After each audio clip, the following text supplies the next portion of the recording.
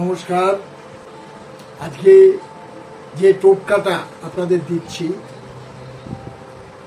সেটা পরীক্ষিত।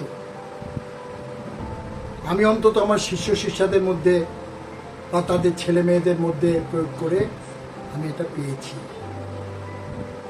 যাদের বিয়ে হচ্ছে না, অনেক চেষ্টা করছেন, আমি তাদের একটা কথাই বলবো, যার যা আরাধ্য দেব দেবী আছে তার নাম করেই শ্বেত আকন্দের কাছে যান, শ্বেত আকন্দ গাছ তার কাছে যান। এটা যাবেন কখন না, কৃষ্ণপক্ষের চতুর্দশীতে তাকে বলে আসবেন, হে আকন্দ, আগামীকাল আসবো,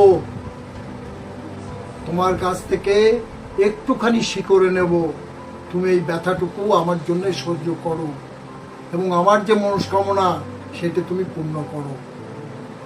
সেই আকন্দকে বলে আসার পরে, আকন্দ গাছকে কৃষ্ণ চতুর্দশীতে বলে আসার পরে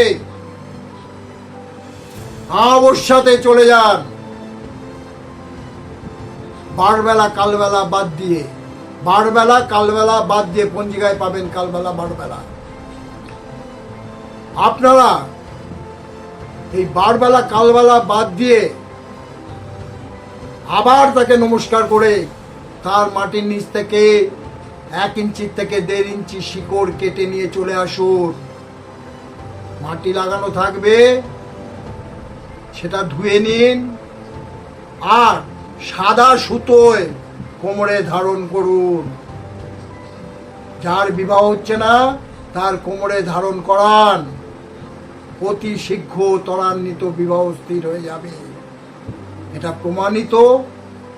কারণ অনেক মা বাবা আমার কাছে আসেন, শিক্ষিত মার্জিত ছেলে মেয়ে তার বিয়ে দিতে পারছেন না। আমি তাদের বলেছি, তারা ফল পেয়েছে, আমার মায়ের কাছে পুজো দিয়ে গেছে, আমার সঙ্গে কথা বলেছে। আপনারা করে দেখুন, আপনারা নিশ্চয়ই ফল পাবেন। এই টোটকাটা হেলায় হারাবেন না। আমি বলছি, আপনারা ভালো থাকুন, সুন্দর থাকুন। জয় মা, জয় মা।